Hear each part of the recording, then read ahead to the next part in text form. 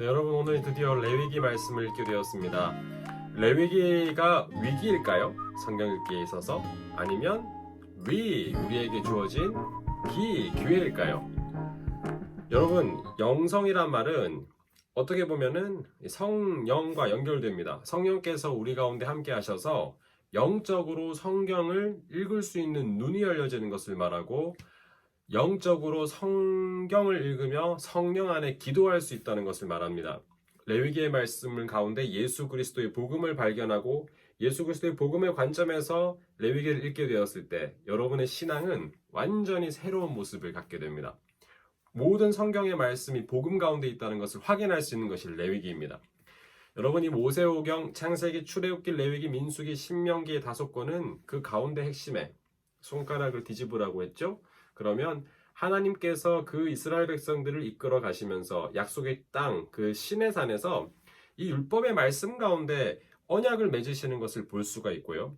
그리고 이 레위기의 말씀을 기록한 이 모세오경 가운데 이 레위기의 말씀 가운데 나와 있는 하나님 그리고 인간이 어떤 존재인가를 보여주는 것이 창세기예요. 하나님께서 창조하셨고 우리는 그 하나님의 사랑받는 피조물이라는 것. 모든 것이 하나님 만드셨는데 특별히 하나님께서 인간은 호흡을 불어넣어서 생기를 불어넣어서 영적인 존재로 사랑받는 존재로 만드셨다는 것. 그러나 죄를 짓고 또 무너진 상황 가운데 이스라엘의 그 족장들을 택하여서 하나님 사랑의 모든 것들을 보여줬다는 것이 창세기였고 출애굽기는 그 레위기의 말씀을 받는 과정들을 보여주는 구원하시는 하나님, 건져내셔서 또 성막을 짓게 하셔서 임재한다는 것을 보여주는 그 말씀이 출애굽기, 이 레위기 말씀을 받으러 가는 과정들을 보여주는 말씀이라면 이 레위기는 율법의 핵심이고요. 이 레위기의 말씀에 따라서 살았던 광야의 삶을 보여주는 말씀이 민수기이고요. 그리고 이 레위기의 말씀을 약속의 땅에 들어가기 전에 모세가 마지막으로 유언과 같이 풀어서 설명해 준 책이 신명기의 말씀이기 때문에 이 모든 말씀이 레위기가 중심이 되어서 모든 것을 묻고 있다고 해도 과언이 아닐 것입니다. 자, 그렇다면 여러분, 레위기는 어떤 말씀입니까? 레위기 이것은 원어로 바이크라라는 단어로 쓰여져 있습니다. 그가 불러내었다. 그가 만나주신다는 것이죠. 출애굽기의 마지막 장면에 보면은 사실 성막이 만들어지고 그 가운데 하나님의 영광이 충만하나 모세가 그 가운데 들어가지 못한 상황을 보여주고 있습니다. 그런데 민수기에 넘어가게 되면 민수기에 모세가 드디어 하나님과 함께 교제하는 그 은혜를 누리는 것을 보여주고 있습니다. 그 가운데 레위기가 있죠. 언약 가운데 하나님이 만나 주신다라는 것을 보여주는 하나님의 러브레터라고 할 수가 있겠습니다. 레위기는 1장부터 27장까지 구성이 되어 있는데 조금 암기하기 쉽게 설명을 드린다면 이렇게 정리할 수 있을 것 같아요. Yes, 이건 예배라고 할 수가 있고요.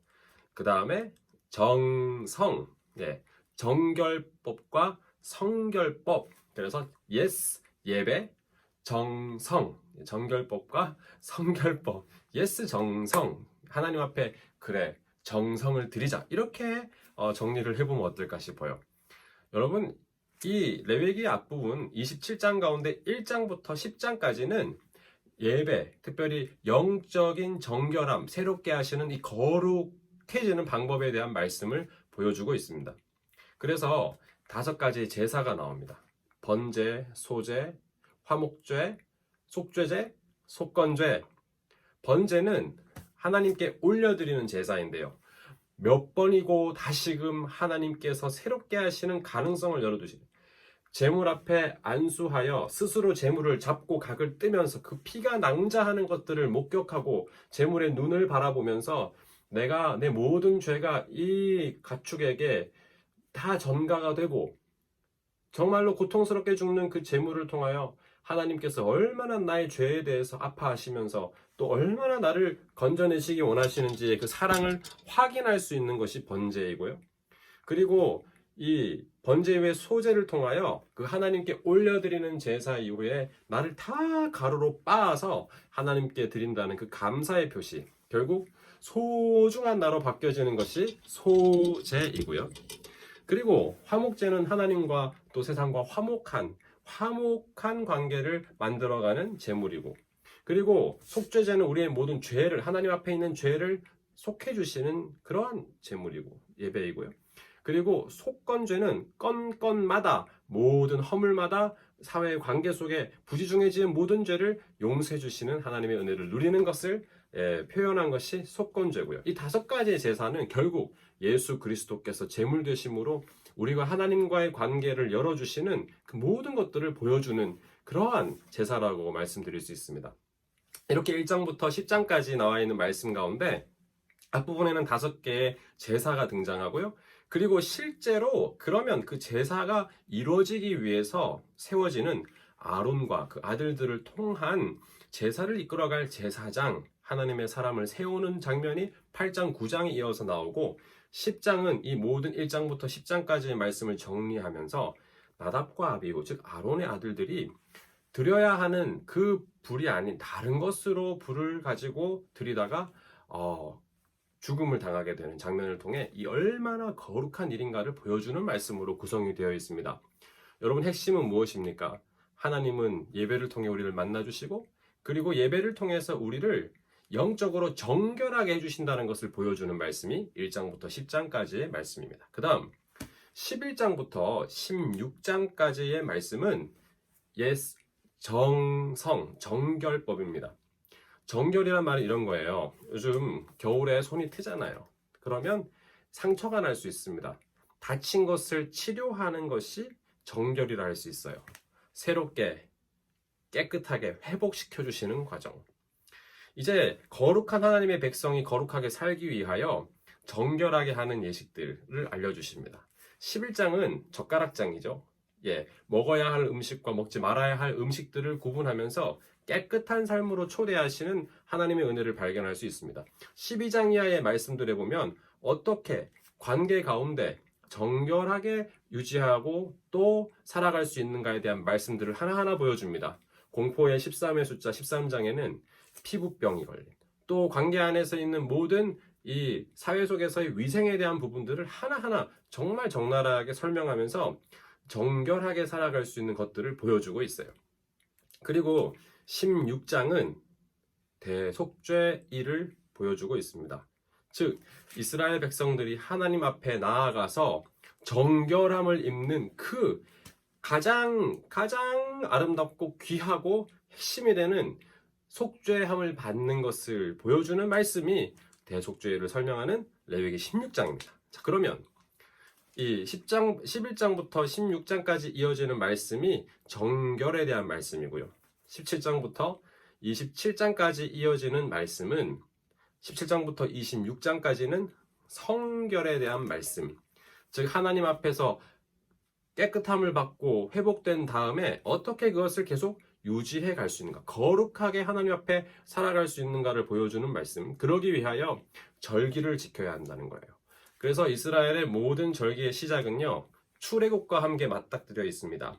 아비벌 또는 니산월, 이 1월, 이스라엘의 절기의 정월 1월은 출애굽한 것을 기준으로 잡고 있어요. 여러분, 지금 1월 우리가 신년을 맞지 않습니까? 물론 이스라엘과는 2개월 차이가 납니다.